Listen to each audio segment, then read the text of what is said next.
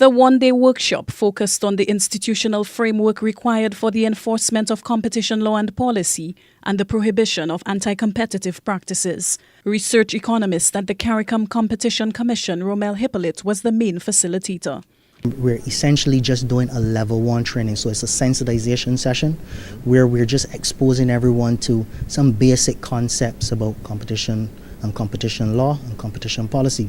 So essentially what we're doing is trying to get people to understand the benefits of competition, especially in terms of consumers, how competition can reduce prices, how competition can increase options for consumers, and how competition can also increase the quality of products. Hippolyte says participants learned more about the rules, procedures and elements which govern competition.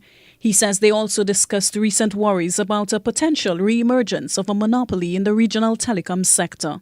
One of the things that we're preaching today, or at least explaining to everyone, is that dominance or monopolies are not in themselves prohibited from competition law. They are not in themselves bad. What we are interested as consumer protection practitioners is,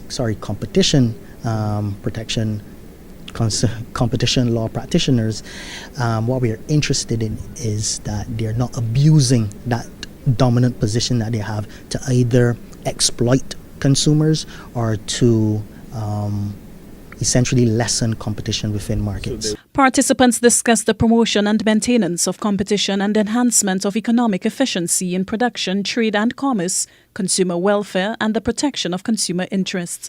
They also examined the prohibition of anti-competitive business conduct, which officials say restricts competition and is tantamount to the abuse of a dominant position in the market.